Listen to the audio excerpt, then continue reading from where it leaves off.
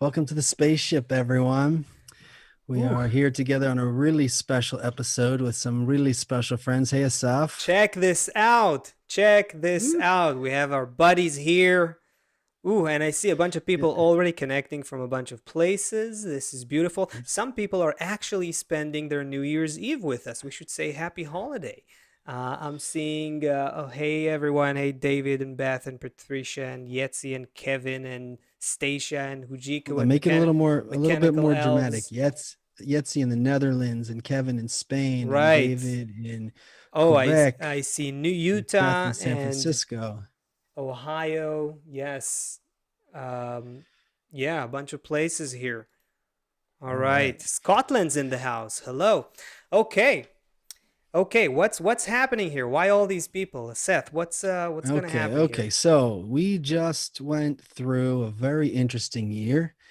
Today is the last day of 2020, and we just wanted to bring everyone together to just kind of close 2020 up and put all of that behind us. The virus is gone now. Everything's going to open back up as we go back into 2021. So we just want to talk about this anomaly that just passed. Yeah, We had, of course, 2020 was a the blip. It was just a a blip in blip. That's it. history, It came. It's over. and But we we're just want to done. reflect on what happened. Of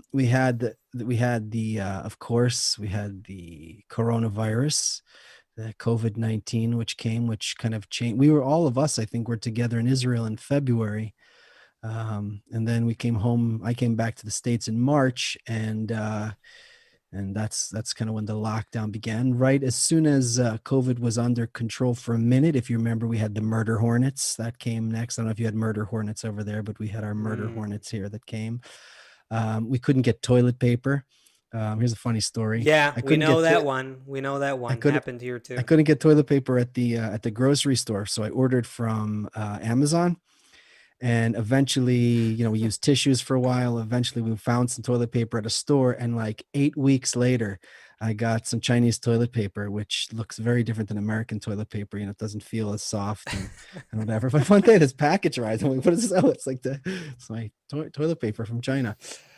We also had a couple million acres of wildfires burning in California, if you remember that. We had the Black Lives Matter riots that started. Racial inequality and all that came to the streets of America and then spread around the world. We had Manhattan. We have buildings, this epicenter of culture and commerce, like emptied out. People started working from home. People started working from Zoom. Uh, and we had, of course, people. Probably everybody knows someone infected or who even died. We had somebody at our office who was on a ventilator for 2 weeks and then passed away from COVID. And how did we all hear about all of this? We all heard about this on the news, whether mainstream media, and now more and more with our phones in our hands, we're all on social media. And this was really interesting because we saw that depending on which media outlets you were getting your news from, you seemed to be living in a different reality from your neighbors. I'm seeing one whole world, you know. I'm in California, for example, and everything is shutting down and cases are spiking. Or I live in Florida and people are walking around with no masks and cases aren't spiking. Or I'm trying to figure out what's going on. It seems like so many people are out of work, but there's more billionaires than ever. There's more millionaires than ever. Bitcoin is going up, but all the stores in my town are all closing. Like so much is going on, and all of this came through media. There was journalists that were shot this year with rubber bullets and all kind of things, journalists that were targeted, journalists that were arrested. These kind of things normally don't happen in free countries. Norma, hi Norma. First of all, we have Norma Livne here with us, Tal Mandelbaum and Ronen Avigdor. We brought three experts in media, psychology, and finance um, to go over what we and to jam with us here. Carefully picked, Carefully cherry picked. picked, uh, for the purpose of, yeah, figuring out what the hell happened. Can we say that? Norma, I think Yeah. when you were out there reporting, I think it was more of a like a true kind of journalism, and I think what it'd be interesting to hear your perspective on what you see kind of happened in the media um, this year.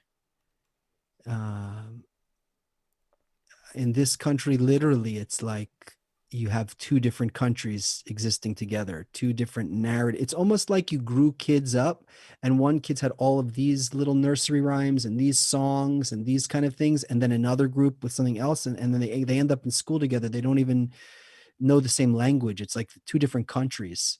Um, and the media had a lot to do with that. We talked here about how the president of the United States, like almost every one of his posts for a while on Twitter, it would say underneath, there would be like a warning every time he would write something. Can you open up for us a little bit your thoughts about what we saw happen in the media in 2020, and your take on um, well, if you were a doctor and you put your finger on the pulse of that, what's your diagnosis? What happened here? And thank you very much. I know it's at night, and I know your family is there, and I know you took this time to be with us. So thank you very, very much. First of all, thank you for the invitation, and I think it's a quite interesting subject, and I would like to open it up to the panel because I think that there's a lot to discuss. And as you said, we have two different realities, and I could say it's 50-50% reality in America. We have like two different countries, and I'm watching it from a outside perspective, but you live there, right, the Seth. So you can also share your uh, point of view in that regard. And the more I watch television or I follow social media, the more I realize that I'm getting old. I'm old school journalist, and I can see how everything has changed. And I wouldn't say that the change is good, but of Wait, course what? it's part of. I couldn't say it's the change, the transformation is in a good direction. But it's part of evolution, so it's something that we have to experience, apparently. But what I learned when I was in the university is that mass communication has always played an important role in shaping public opinion and the perception of reality of society. But in recent years, it has transformed into a critical, controversial force, and we saw it in the last election. I don't want to get into politics because I think you are fed up with politics in America these days. But the kind of division that you see, it's not only division, it's divisiveness. It's um, it's quite evident. It's very bold. And the US is one example, but quite frankly, the prevailing tendency is all over the world. It shows how the biased media is not carrying out its role to objectively report on current events as it's supposed to do. And I could say it's quite scary. The free world should be characterized or based by a robust, independent media that acts as a watchdog and not as, for people's interests instead of being a mouthpiece for a specific sector or any particular financial or political agenda. And that's what's happening now, It seems the way I see impossible. it. It actually seems impossible in 20, in the world that we live in now, that there could be a news organization that could reach all these people that is not influenced somehow by some political or corporate agenda. I mean, they would just shut you down if they don't like what you say, or do some kind of smear campaign on you, or something. How is it possible even to get a message out How who can you trust in the media? I guess that's the question. Yeah, I want to add to that question. I think that's the big thing because, we consume the media whether we like it or not, whether we want it or not. We have to because we need to know what's happening in the world, what's going on around us. Now, you said you've been there. You've been behind the scenes. I don't want to go through your credentials as a journalist, but you know how these things worked, or at least used to work. You've been a CNN reporter, a Telemundo. You've done covered international events. How do you think it? How bad is it gone? When you look at 2020, is it really that much worse than 5 years ago, 10 years ago, or the time when you were active there? How bad is it really? How much of what we see is real? What can we say is real? How do we watch media today? Everyone knows it's biased, but to what extent? And if you can give us some tips. I think it's quite simple, and I would like to ask you back. Do you think that we are living in a democracy, not only in America, of course, but all over the world? The media distorts its role, and it's becoming a ruler. It's censoring ideas. There's no more free speech as it's supposed to be. Now everything seems to be biased, and the prevailing force, I could say, is fake news. You don't know what to trust, when, and what is the real source that you need to follow or trust, as you said. So what kind of democracy are we living in? By definition, democracy is the rule of people, and all the voices are equal and should be heard and they should be taken into account. That's terrible. Yeah, it's not the norm now. It's quite the No, I'm saying contrary. democracy sounds terrible. Do you No, I think mean, democracy is no, terrible? I mean, let me qualify that statement. If everyone has a good education, and I don't mean just sitting in a classroom for 12 years, if people understand that we're part of, what I do affects you and what you do affects me. If I pee in the river, your water's gonna have pee in it. Like, it's like we're all part of the system together, and then we understand the consequences. Then democracy can be great. But if we look at society today, where everyone is just consuming media that's about making fun of people, bullying people, pointing out who the enemy is, then democracy is horrible, because then you're just going to elect someone who's going to kill the other 50% of the people who are bothering you. And the other people want to just elect someone's going to kill the other people. So, I mean, Hitler was the greatest. I mean, that was probably the first time that the people, the common people, elected a leader. That was, like in such a big way. That was democracy. So I'm not so sure. Anyway, don't want to throw a stick No, in the but spokes of your but story there. I clearly see what Norma is saying, though, with regards to, the media that we're dealing with today. It's almost obvious. It's almost obvious that it's not reporting, it's advocating. That's what you feel like. That's what I think. I just read this article. I'm not going to go into the details, but the headline was, I read it just before the show. 10 points of light in the most darkest year that finally ended, right? And so, okay, so this is supposed to be, good things that happened in this year that we all think was a bad one. Let's say the common opinion is that, right? And you can see through it very clearly. At least, 7 out of these 10 points were just political advocacy. Just trying to say, oh, we were done with this guy, now we're done with this policy, and now and trying to portray that as a good thing that happened. Now, and that was not an opinion piece or something. That was like a big, headline. So, and this goes on all the time. Now, I want to ask you, Norma, what can we expect looking forward? How can people who are not necessarily media people, media savvy. People don't necessarily understand all that's happening. They're just consuming media.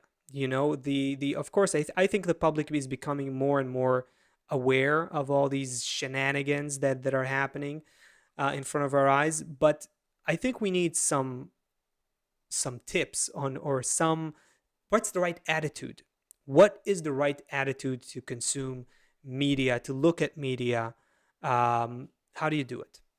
You're still getting your news, right? So how do you do that? I think society is helpless. That's the real situation now. I'm suspicious about anything and everything, Mm-hmm. because everything looks like a conspiracy theory on any aspect, on any subject these days, and you don't know what to trust. And what we need, of course, is a renewed media that will serve the people interest. And we must strive to establish a common ground, a middle ground that will connect the extremes, because now what we have is a polarized world. It's not only polarized America, it's a polarized world. We see that there's a tendency in the whole planet, and maybe it's more obvious in America because of the importance of the country and the influence to the rest of the world. And now, you know, the main focus is on America, but it happens everywhere. It happens in Israel, it happens in Latin America.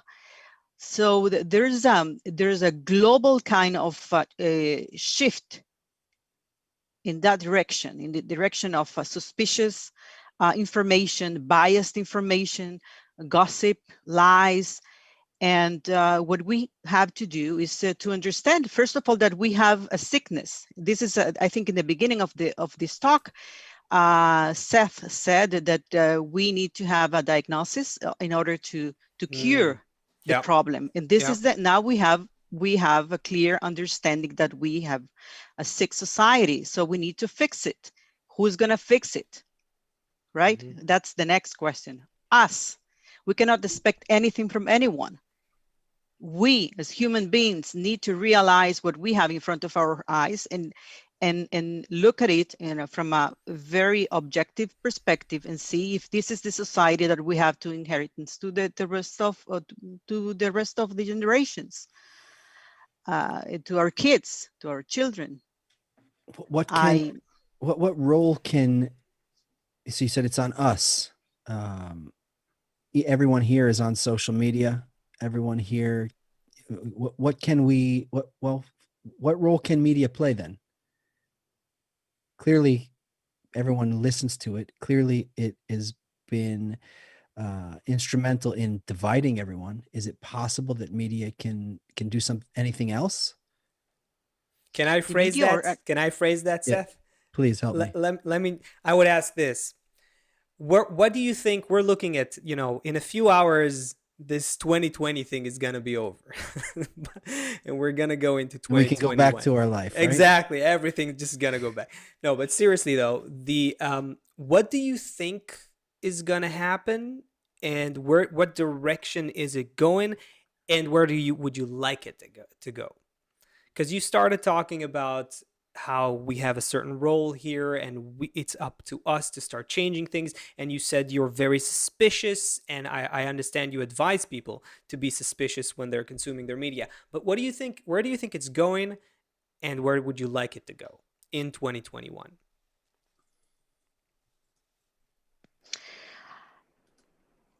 I have a message here. Do we need to switch to Tal and Ronen? No, Is no, that no, no, the no, no, no, no. No, not yet. Okay. So first of all, I think that the what's going to happen is more of what we have now. That's More, my more take on it. bias, more fake, more I'm not that optimistic in that respect. okay. There's no reason for me to think that it's going to change for the better, and I think the tendency is quite clear, and the media is setting the general public tone and atmosphere, and the atmosphere now in America is not it's not a good one. So I think that we, for this coming year, in a few hours, I think it's going to be even more polarized. Hmm. And it's hard to tell that we're going to see a change unless we realize that we need that change. And we need to connect as a society. We need to realize that we have a problem and that the only solution is to get together. It's through our unity, and we will neutralize all the polarization, because this is what we need to cure, right? The polarized society. And what is the option? The opposite. And the opposite of polarization is unity. So that's what we need to do to neutralize the problem. But Oh, you're coming I'm at sorry. it, just 1 second. You're coming to it from a very rational, grounded kind of in reality perspective. You started by saying, "Look, I'm pessimistic. I'm not optimistic that things are just going to change by themselves. This is not. We're going to see more of that." You just said you said you think we're going to see more bias, so more fake, more advocacy instead of reporting, and so on. But then you say that, on the other hand, needs to strengthen us. So it's really about how we prepare ourselves to to almost struggle with what we're facing. We need to be, you're expecting people to be very aware and very ready and willing to not necessarily trust what they're being told, and work to rise above the differences that the media is trying to perpetuate. That was another big point. Yeah. Correct, because the problem is hatred at the end of the day. Mhm. And taking the example, as you said, Seth, talking about health issues, we need a vaccine against hatred.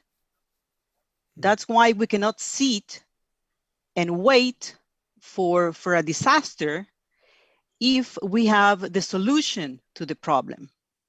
That's why I think that we cannot just say, okay, this is the situation, and we know that there's a problem with the media, and we just need to consume whatever they send us, and we just wait for total destruction and total division or separation. Well, one of our friends here. What I'm trying to say is that we have the strength and the power to change that.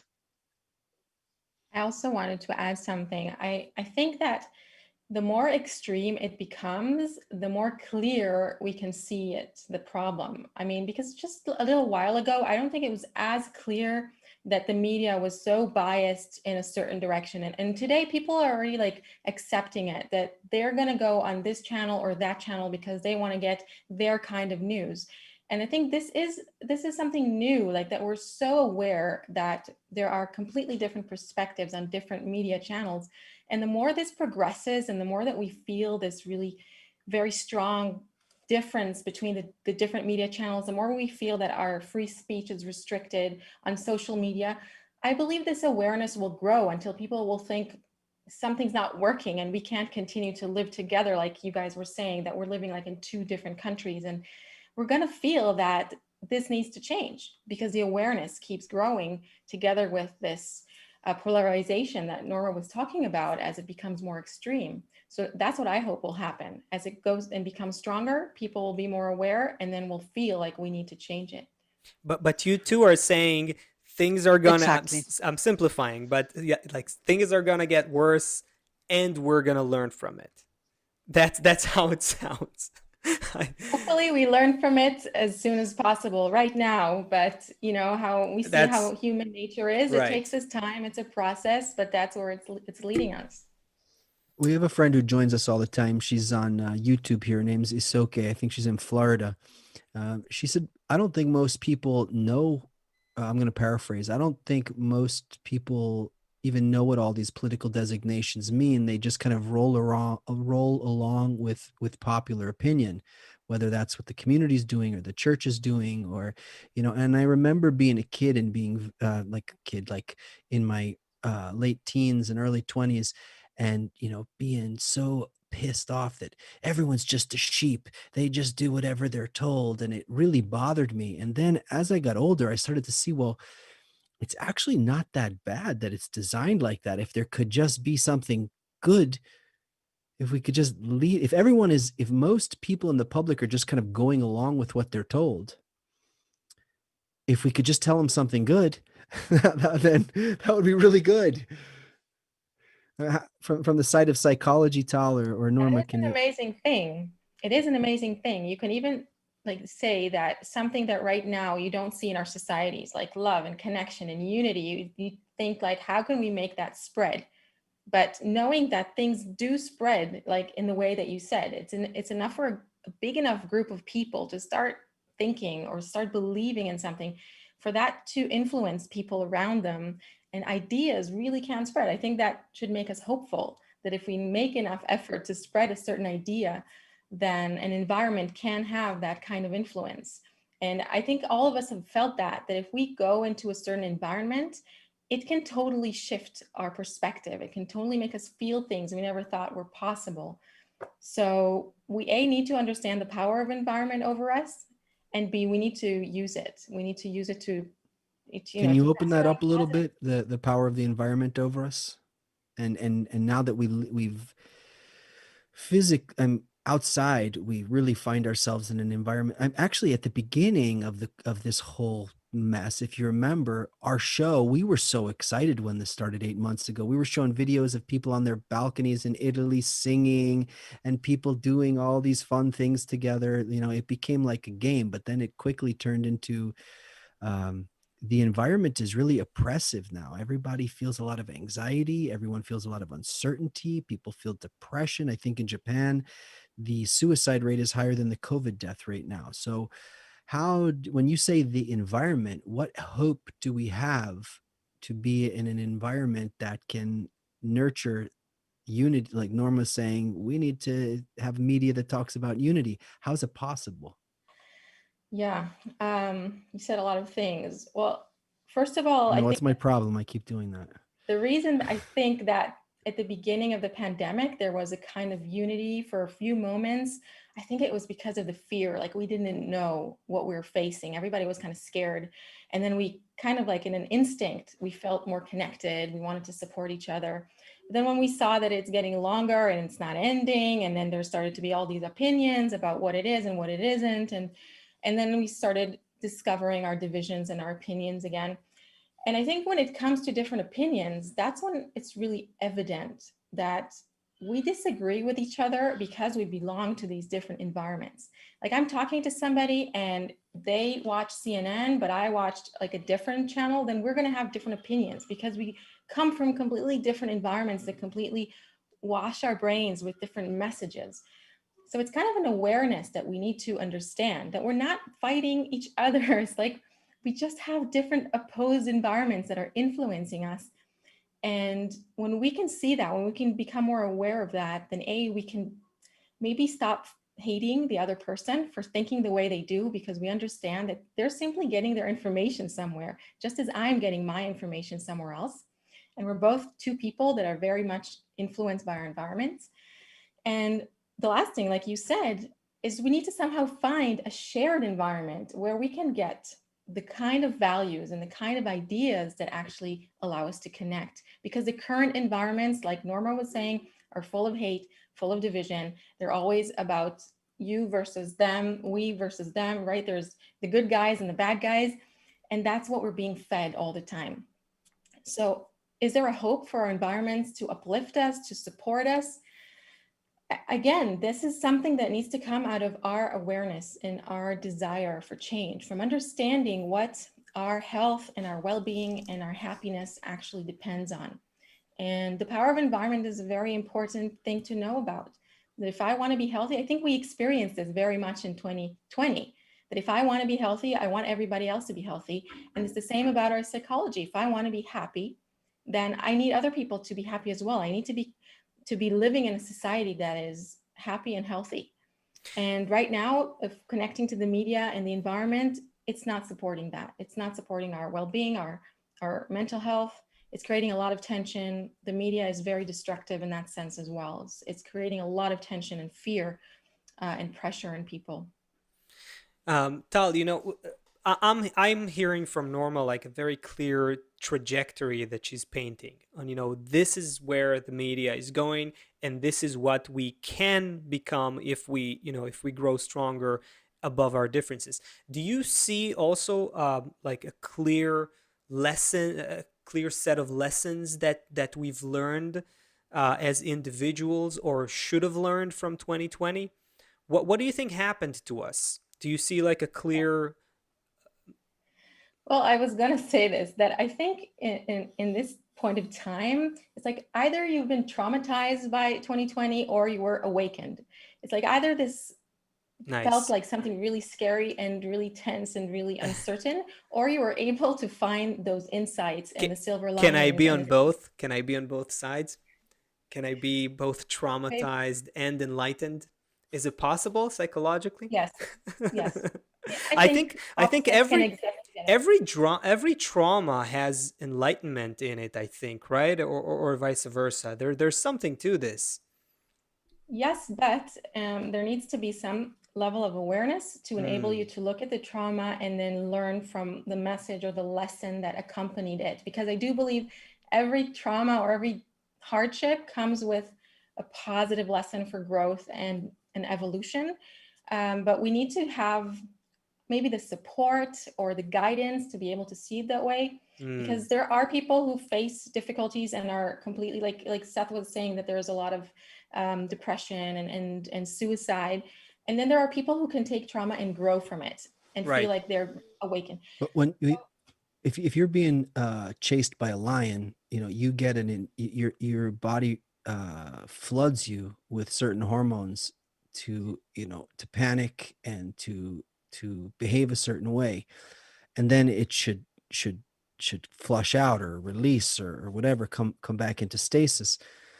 We're living in a situation where we're constantly in that fight or flight, that we're constantly filled with adrenaline or whatever it's called, these things that flood our system. And how can we be healthy then if that, I mean, we can't cut ourselves. I mean, we could, but it's not going to help. We can't cut ourselves off from the media. We need to know at least what's going on.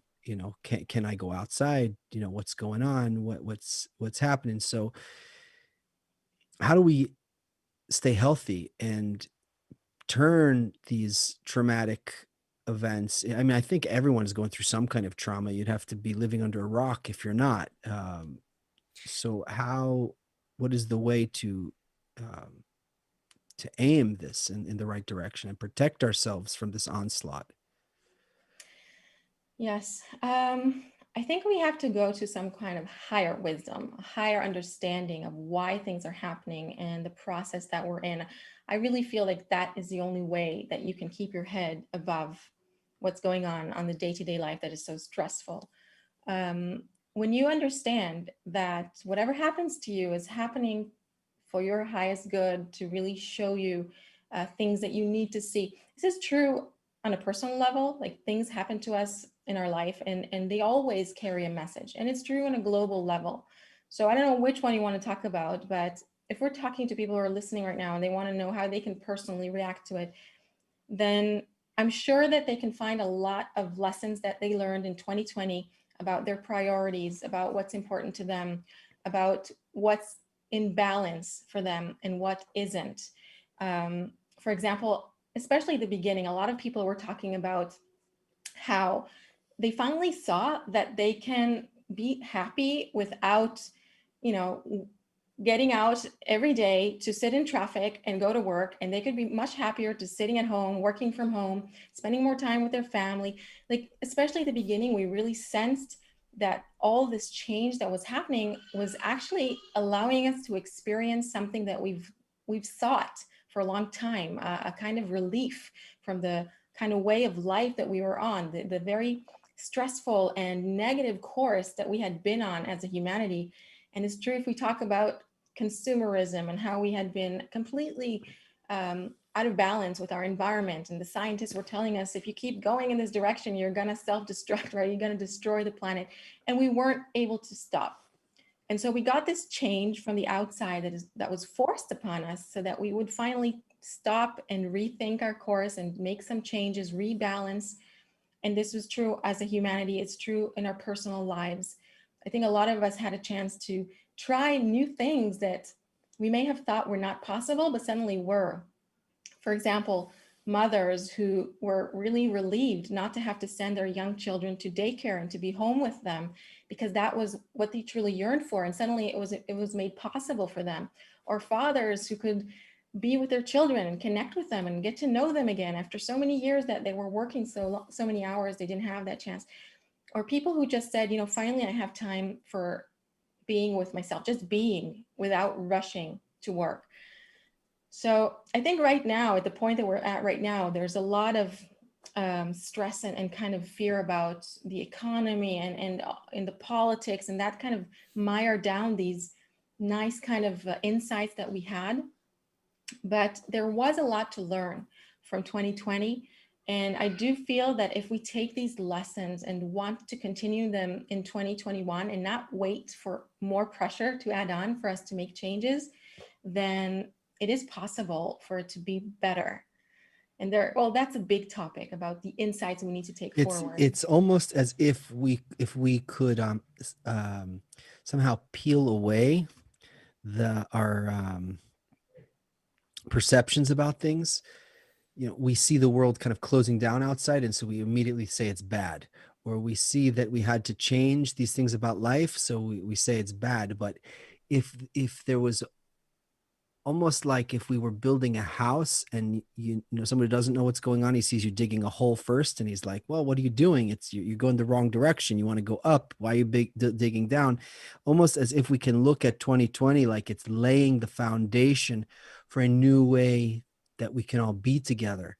And it's just so disruptive and chaotic because we're just so not used to it at all. Definitely. It's like the old world that we've come so accustomed to, in a way, is falling apart.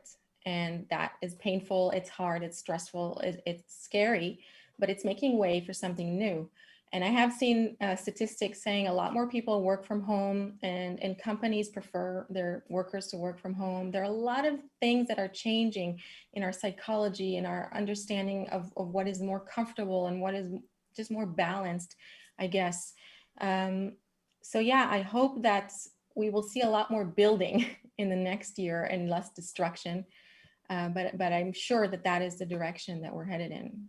So Ronen, there's just a quick. We do have Ronen here as well, and it's a good opportunity to see if we're throwing a lot the fact that people have stayed home. Can you tell us like how much is that really the case? Is there such a statistic or such a number or such a picture that you can just add to this? Like how many people actually changed their work practices dramatically? What are we looking at here? Clearly this is a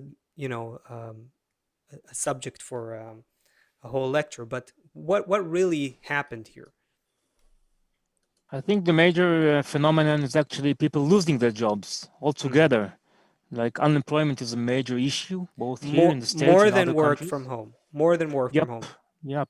But however, if you set aside the closure periods, then in high tech and in finance and services, people have got accustomed to working from home. And if you look at the retail, so most of the retail is actually close. So if you combine those two together, it's like a major shift in the workforce and in the work market altogether. Okay, so we'll go back to to what it means for the workforce and for the economy. But I just want to, so Tal, I really want to go back for a second to the individual. When I lose my job, when something dramatic like that happens in life, that has a traumatic effect, that has, what should people? Someone asked here on the chat as well, and I just wanna speak to that. Gizem Alper on YouTube, it was asking, what's the best attitude we can have for 2021? So let's take into account that I'm a person who went through such a traumatic event and such a situation, and I don't even know what's going to happen in the future. We'll talk about the future economy in a few minutes as well with the help of Ronen. But what's the attitude that we should have? It's a big Well, question. I think that everything that happens to us, even as harsh as it feels and as difficult as it is, a door closes so that something new can open. And I know a lot of people have found new avenues of self-expression and even income through creativity. And I think the world is really shifting. It's shifting. And the more that we can align with that transformation that is happening and not fight it, then the better we can feel to really know that it's A, it's not your fault, and B, it's something that we're going through collectively, and that it is leading us to something better. We need to remember it's leading us to something better. We need to, I know it's hard to be in that in between where we have so much uncertainty about where we're going to find the next paycheck and all of that. But we have to trust that plan, the process that is leading us, and we have to be together through it to support each other, to find our networks of support, which you guys are giving, and I think is so important to uplift us and remind us of this kind of higher way of thinking. And just remember that something better is going to be born from all of this chaos, from all of this uncertainty. We're going to give birth to something new, and even if we can't see it right now, then we need to strive for it and look for it, and it will come. It will be born. And the more we connect together and visualize the better life that we want to have together, the quicker it will happen. I hope that helps. No, it does help. It does help. I think there's a bunch of. It's not easy to get used to it, to take in, but that's a very big thing. I think, seeing the trauma. That trauma is just a step towards a new birth.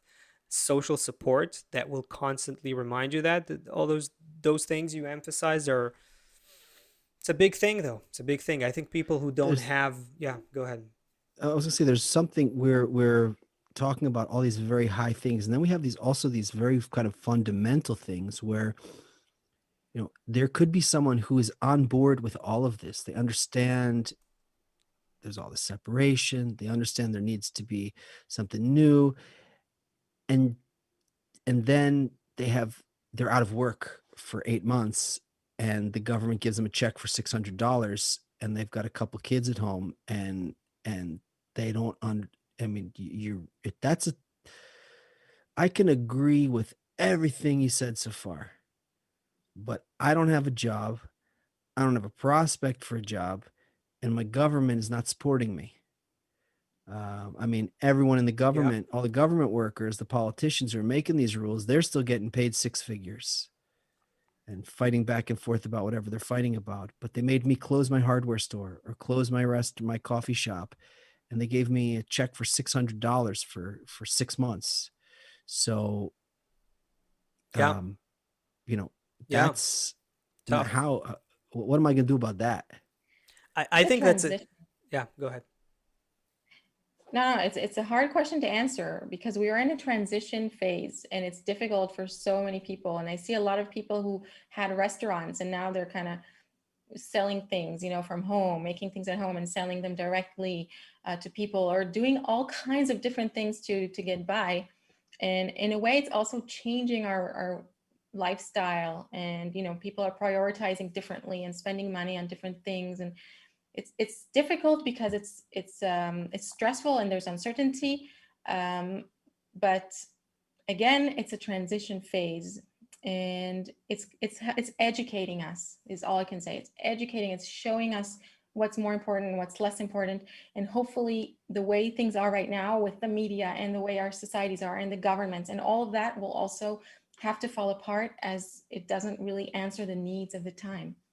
If we look at all systems, and that's what we're constantly doing here, and that's where our perspective is coming from this wisdom of Kabbalah, that's looking at the system of how everything develops. So we can understand how natural systems developed, how plants developed, how all these things developed. And also, if you look at economies, if you look at empires, you could see how the Babylonian Empire, the curve, and the Greek Empire and the Roman Empire. So, Ronen, I guess if you were looking at where we are now, there's probably some model. Maybe I'm asking you, is there some kind of model that kind of tells us where we are on this? For example, there was the Industrial Revolution.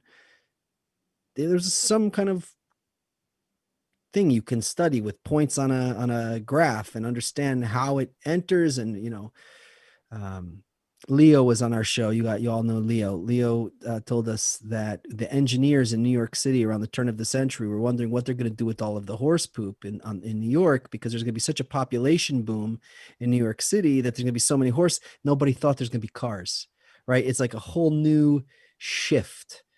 They were just worried about what are they going to do with all these horses that are going to be there when the population grows. So we're now still behaving like that horse mentality. We don't understand that there's going to be a whole new way. So Ronen, can you look at what's happening now and tell us where, in the first 25% of the curve, we hit the top of the curve? Like, where are we? We are riding the curve, and so far I really can't recognize any major shift from it as far as being conscious to changes that are happening. Actually, people are still clinging to the current To the horses. system, to the horses basically, and to the poop, as you said, and they are still hoping. They're still hoping that even though there are many changes, in the workforce, in the way we live with our families, as Tal and Norma described, but basically there's still hope that everything is going to come back to normal. And of course, the vaccine, which is now slowly being proliferated, is helping those, I say, false hopes, but they are very strong. I mean, this system is so profound, so profoundly has shaped us for so many decades that it's really hard to get rid of. And people are still hoping that maybe work will be a little bit different. Maybe businesses are small, mom and pop's businesses are suffering, but the big businesses are actually getting stronger. So things are going to be different, but still within the current system, within the current curve, without thinking outside the box that there's actually an alternative, or that this crisis is actually also an opportunity for major changes. I really don't see it happening. Sadly, but I don't see it happening. But wait, what did you see in 2020, financially speaking, economically speaking, right? What did you see that that can convince me that we should think out of the box? Why shouldn't we just think about going back to normal? Because the knee-jerk reaction, whether you're an individual who just lost their job, you just want to get your job back, because that's the safety, that's what you're familiar with. It's very hard to get into that different mindset when you're, when you need a job. And if you're a company, same thing. You think, when do I go back to business? So how would you are you convinced that one way or another we're going to have to think out of the box? Why? What was there in 2020 that make you think that?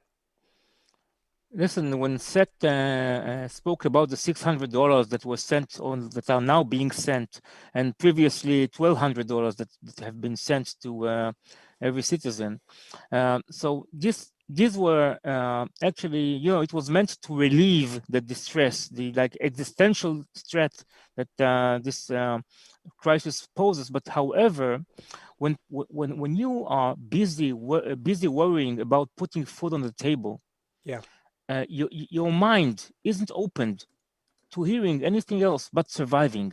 And this survival mode really doesn't enable us to look at the alternatives, even though they make sense, and even though you feel that there needs to be a change. But when you're busy surviving, really surviving, and as far as the, let's say, the United States, it's not really a developed welfare country, right? It's not a modern welfare country. So in these circumstances, you really can't accuse anyone for trying just to make ends meet in any cost, at any mean. And this like stifles the hope that Mm, something new can rise from this crisis. This is like this is a disruptive event, major disruptive event that should have maybe caused people to reconsider the system as a whole and say, listen, this can't really happen. We can we are able, we will be able to live better life, different life, and we get a taste of those different life right now. But when you're busy surviving, it stifles the hopes, it stifles the future. This is why, even though this crisis is actually a major threat on the consumerism model, on this growth model, on the workforce and unemployment, full employment model, even though it's a major threat, still we see the system like people hanging within the system, just wait for the vaccine, wait for the next check from the government, yeah. wait for maybe a different president, and then we'll get back to normal, as if normal is a good thing, even though things have gotten worse dramatically in the last couple of years, even before the COVID-19 crisis. But Right. Ronen, when you look over thousands of years, is this something that happens anyway? I mean, we're living in it, so it feels like epic, and it feels the most or the greatest or the worst or whatever. Mm. But World War II, if you lived in London, was probably also pretty bad. Being in Germany after World War I was probably pretty bad. There's a lot of times throughout history where you can say, everything is changing. It's the end of the world. Is there something different about this? I do think because we are living in a different times in which we say it's a global and integral world where we all depend so much in one another, countries and individuals as well. That is why this is really a global event. However, still we have winners and losers. And this is like, once we used to say, like a couple of months ago, I remember I was at your shows, at this show, and we talked about a global event that impacts everybody. That's right, but not equally. Some of the companies and individuals became stronger, richer, and some of them, they have money to move to the suburbs. Their investments are doing really strong, and they didn't really took a hit, so they put a mask on when they need to go out. But in the suburbs, even that you don't have to do. But the working class and the middle class, and especially the millennials, those took a major blow. So even though it's a global event, we have winners and losers, both financially and economically and socially. This is why it's very different. Okay, let's do this. Norma, I know your time with us is limited. Let's come around a corner together here. We we laid out a somewhat bleak 2020, although, as I think Tal said, it allowed us to get a correct diagnosis. Maybe what 2020 was for us. And isn't it interesting how nature plays that? Like 2020 means like perfect vision. We really got a good diagnosis of that we are a divided people. We are divided in our families. We are even feel division within inside ourselves and confusion. We're definitely divided as a nation. And now that we know what our diagnosis is, we need to go forward. Now, I don't know that right away, starting January 1st, we're going to be able to heal everything right away, but let's can we just ask, well, let's just open the floor up to everybody as we kind of, bring the spaceship back down to the ground again. Where are we going with this? Now that we understand the diagnosis, what is our hope? What can we do about this? What are your predictions for 2020, 2021? The hopeful ones. Yeah. I'd like to hear a hopeful yet realistic prediction, forecast, even just expectation. You know, uh, Ronan, maybe we can continue with you just economically. If we start thinking out of the box. What do you think might just happen in 2021? Like some realistic expectation about a better system. How can such a thing play out in your, realistic yet optimistic vision? That's an oxymoron, actually. Um, Listen, the way I see it, this event is not disruptive enough for us to reconsider everything. And also, I would like to relate to what Norma previously said. The the role of the media is so significant in our lives, and actually, the media serves the capital, serves the elites, whether it's Fox News or I don't know the Young Turks. Each side, just pick a side. It serves major financial and economic interests, Right. and those actually create the way we perceive reality. This is why until we suffer enough, until we lose hope from the current system, I really can't be too optimistic, because the way I diagnose it, I see that people are expecting the state to be more active in the free markets, and people are expecting to go back to normal, to the old normal, not to the new one.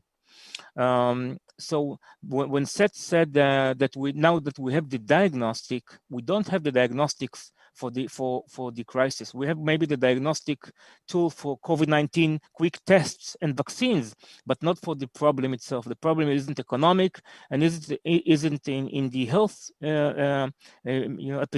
epidemic. In the health issue, the problem is basically that we are separate, we are divided, and we are unable to see the big picture. And until we do something about that, I'm not optimistic. Financials will be fine, even the economic will rebound, I'm sure, but that doesn't mean that we will get to a better place, that we are using this disruptive event to make some major progress. And I don't see it happening. Sorry. Mm. So at least at least it's we can hope from Ronan's words. We can hope to see we can hope to see ourselves figuring out what the real Don't problem try and is. spin this, Asaf. Yeah.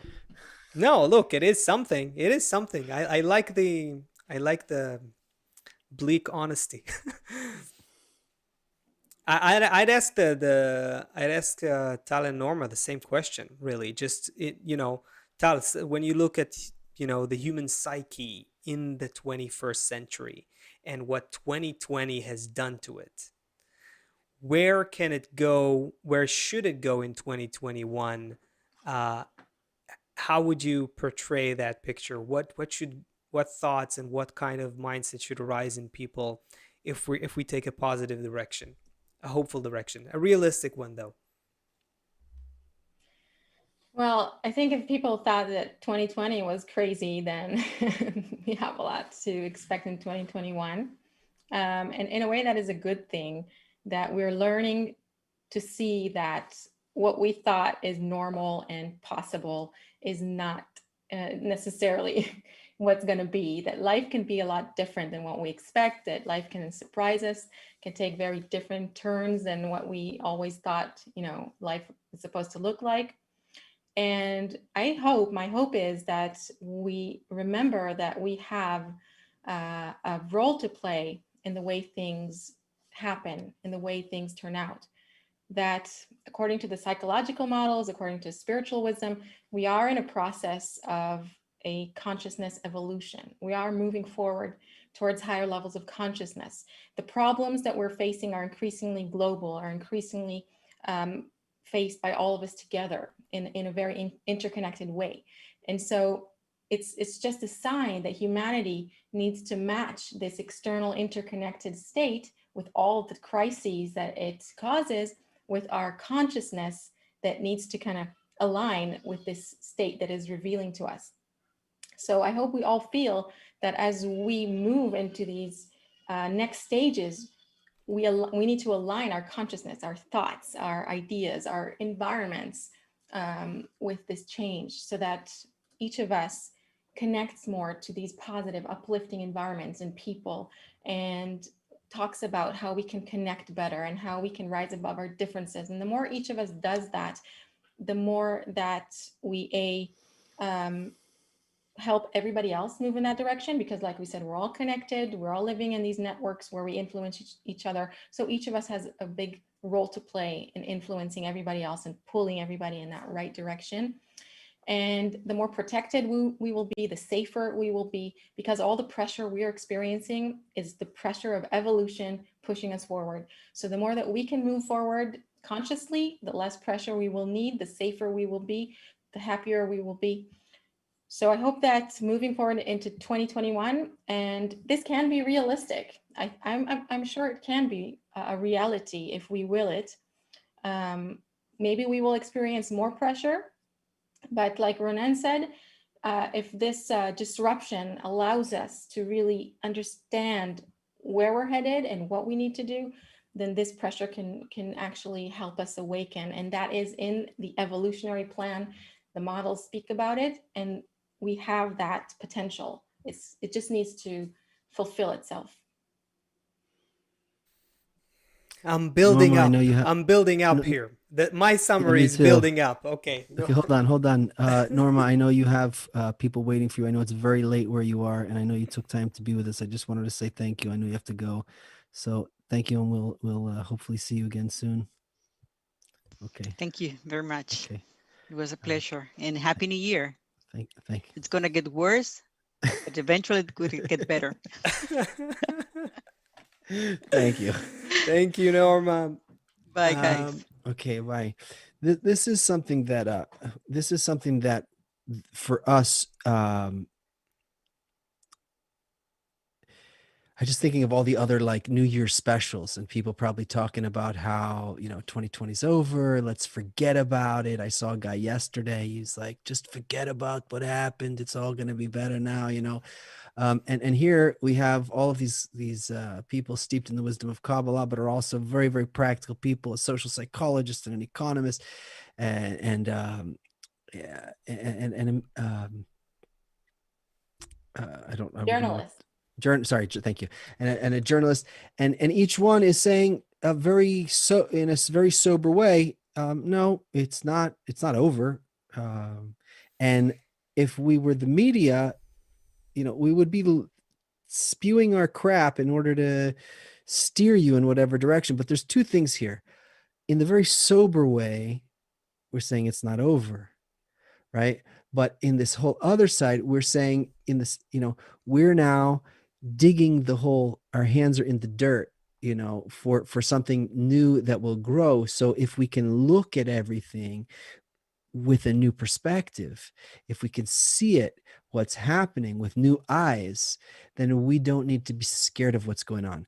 We don't need to panic about all these changes we're going through. In fact, all of the things that we're going through that seem bad on the outside are actually cleaning away all of these models that kept us feeling like we're living like slaves, feeling like we can never be happy, feeling like we're always empty inside, and moving towards a new kind of reality. Asaf, you had something to slam us in the head with? I think I do, but I think Ronen here wants to interject. So go ahead. Yeah, maybe I was over pessimistic. This time I think we all watch on TV. It's a great movie. It's a classic movie. It's called "It's a Wonderful Life." This one starring Jimmy Stewart. It's like it's like the story of our lives. This is like a bank being run on a bank. The bank collapse and foreclosure and drama and tragedy, and then they overcome the difficulties because of camaraderie and friendship and avut and helping each other. And it's a wonderful life. So I never miss this one. I always shed tears when I see it, even though I deal with finance all time. And I'm not supposed to be soft-hearted, but this one you're not really, supposed to have emotions. Yeah, yeah, especially in the algorithm trading. But this movie, like It's a Wonderful Life, really conveys the potential that camaraderie and friendship and good basic relations between us will overcome all adversities Ronan, let me stop you short, and then I'm going to ask you to fire that engine back up. But I want you to know, when you're talking about this kind of mutual, you threw a Hebrew word in there for mutual guarantee, and this kind of outlook. So the friends that are with us, that are listening to you now, and Tal, that are here with us from Toronto, from Washington, from Spain, from the Netherlands, from Utah, from Quebec, from San Francisco, from Puerto Rico, from Brazil, Norway, Miami, Angola, Ooh. Florida, Ontario, California, India, Yeah. Indonesia, England, Colorado, Nairobi, Kenya, Cairo, Egypt, Spokane, Washington, the Ukraine, Romania, and Los Angeles. That's Woo. blowing my mind. So your message is when you're talking about that, just I want you to know who's listening to you. These all over the whole globe. So now let's fire that engine back up. I just wanted you to have that swimming around there. I just want to say I'm being optimistic because I know that we have the potential within us to really improve ourselves, and as a result of ourselves, both the political, financial, media, and economic system. So I'm moving forward with this hope, and hopefully the 2021 will be a major step forward.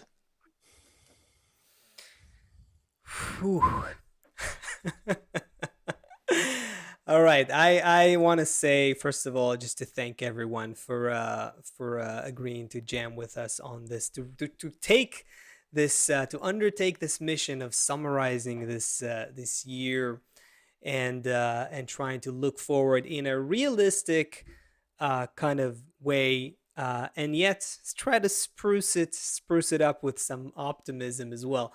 No, but I think here's what I'm finding.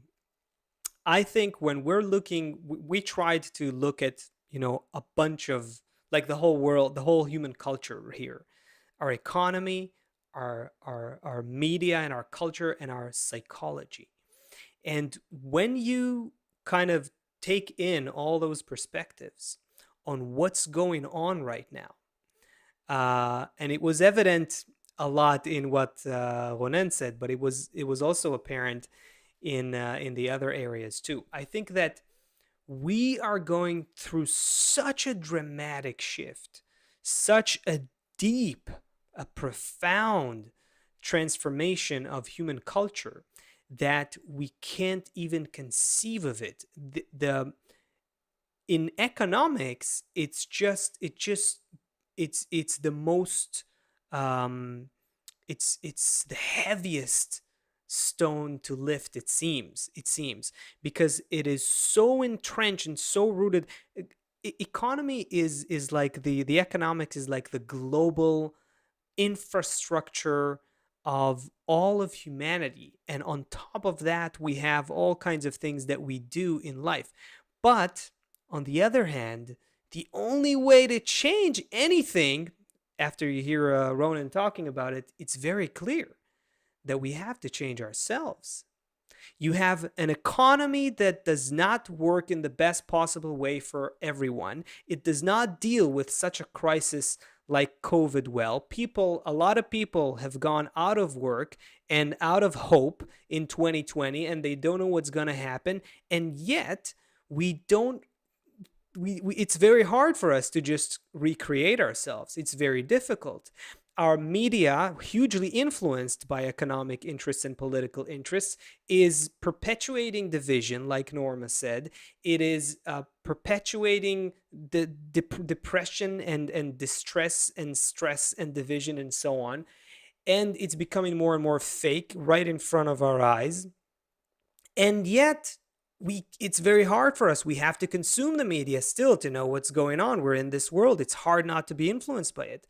And so it comes down to you, Tal. No, so I mean, it comes down, I'm kidding. It comes down to us.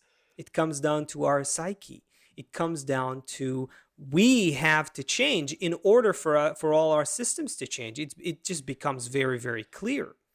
We have to recognize that we are actually connected to each other, that we are actually influencing each other in every possible way, from the very physical well-being, infecting each other with viruses or not, to the economic choices that we make and how they affect a whole sector of people, a whole chunk of the population. If you're a There's company, a for concept that we instance. keep learning about Yeah. in spirituality, which is this thing called like a full measure. Like you keep Mm. adding and you keep adding and you keep adding and nothing looks like it's changing, and you keep adding and you keep adding and nothing looks like it's changing, and then you get to the full measure and And it's then whoosh, like you it's like a new world. just that right. Yeah, you just have to hit that right. Just finish. Yes, Just fill the cup. It's like a cup that you got to fill it, and the moment it's full, then something new happens. The right. moment you Tipping that's point. what? The tipping point. The There you go. tipping Tipping Tipping point. point. There point. you go. The Yeah. tipping And point. the kind of the trick that nature's playing on us, as long as you're a kid, you remember with if you have your kids, if you don't do that, I'm gonna take your phone away. Or if you do that, you can have ice cream. But as nature is growing us, nature's growing us to not just live like an animal that well, I'll be nice because every time I'm nice I get my reward right away. I'm going to do this because every time I do that I immediately get I get $50. Every time I Right. do something good for you I immediately get a reward. So now we're in this kind of this weird space. Nature is building a new level of consciousness Yeah, in there human you go. beings. So we need to, make movies, make shows, write things, talk to people, do these things. And but I did all that and I don't see anything changing yet. No, but keep going. Keep going. It all counts. And this is another thing about the era we're entering now. And we see that how we can't trust the big media and things like that, but we can trust ourselves more, and we can trust those around us more. And we start to build these little circles and they can become bigger circles, and then we'll all of a sudden, wait a second, there's someone in Nairobi, Kenya who's thinking the same thing I'm thinking, and there's somebody in Quebec who's also thinking this, and someone in Tenerife, and someone over in Ethiopia, and we'll get to that flipping point. And It's on us. we might find ourselves in such a cool, I'm saying cool because it's an easier way, more pleasant way to introduce it, but it's actually dystopian. We're going to find ourselves in this paradox, cool paradox, where on the one hand life is not getting any better, but on the other hand it's becoming clear to us that it should, and that it has to be, and that it's the only thing that makes sense to live on this planet together as one family and start recreating our systems to follow suit. It's the only thing that will make sense the more we will progress. And it's gonna happen. I don't know. You got a song for us, Seth? How do we get out of this? Yeah, we can get out of this, but let's just open it up for a minute here. Tal, is there something you that you had on your mind that you didn't get a chance to say, or Ronen, before we wrap up? Ladies first. I don't know, but listening to you guys, it's great, and feeling how connected we are. It's always great coming on this podcast because it's so full of truth. And I feel like as we talk, we're doing something, we're moving something, we're creating a new consciousness together. And I think we need to leave this kind of session we had today with a lot of hope and a lot of optimism and a sense of empowerment. That as scary as things look, this reality is not as material as it seems, and change can happen in very subtle ways. And we need to believe in our power to create that change through our connection and through our positive work, and never lose hope in that. And just to stay connected to each other so that we can keep doing that. So I hope everybody is feeling hopeful right now. Well, I can just add that this is not wishful thinking. It's actually the reality in which we live in, and we all hope for major positive feedback from nature if we do our best to connect. That's it. Happy New Year. Yeah, Seth. Now you can hit the play button. Seth Okay, is. I was waiting for you to tell me all the great things that are going to happen in 2021. But if you wanna keep it, so I everybody, can tell thank you. you, then in 2021 we will be here, and that will be on Thursday. What are we today? Thursday, Sunday, Sunday, 2 We'll be p.m. here. Eastern. That will be in We will be 2021. with you all the way. We're not leaving. We're going to do this together. We're going to see this change happen. How long is it going to take? Probably another year at least. We're going we're going through a real, this is like biblical proportions what we're going through. This is something real. We are going to do it. Don't lose hope. Stay connected to each other, message each other, find out who they are, support each other. And let's rise together above all of our differences into that unity that all of our guests spoke about so beautifully today. And that's where we're going to find this new world. And you are the ones who are building it. Keep remembering that you are building it. And Tal, we'll have to have you back, because sometimes people who are on a spiritual path, they become more egoistic. So we're going to have to learn how to deal with that also. All right, everybody. Happy New Year to everyone. Lots of love. We'll see you soon. Great transition, Sunday, 2 p.m. Eastern. Bye, everybody. To take our first breath, to take our first action, to be alive on what is left, to float above the light, just to ask, to be in love with you and watch it from the outside. I wanna do what you do, just to run in a field that is blessed, and to come home with you and rest, just to hunt in a field that is blessed, and to come home with you and rest. Masked up, gotta block the cough. Masking out my heart from egoistic thoughts. Learning all the lessons that this pressure gave us. Wanna save myself, I gotta save my neighbors. Slowly recognizing egoistic nature, showing us connection is the only savior. We gon' come together, plow these fields of hatred. All is one with sowing seeds of love relations. You shatter these walls, unsettle this heart from the chains of time. Then we soar through oceans in the sky, through your cold. To be in love with you, watch you with a bird's eye. See the world is filled with you. Just to run in a field that is blessed, and to come home with you and rest, just to hunt in a field that is blessed, and to come home with you and rest. Only love can save us. Viruses, the hatred, unity gon' vaccinate us. True immunity from all the things that separate us. Everything is only for the good, it's all to change us. Yeah, so with tears and we reaping joy. Ego is the evil seeking to destroy. Education covering the hate with love. Revelation blessings raining from above. Just to hunt in a field that is blessed, and to come home with you and rest, just to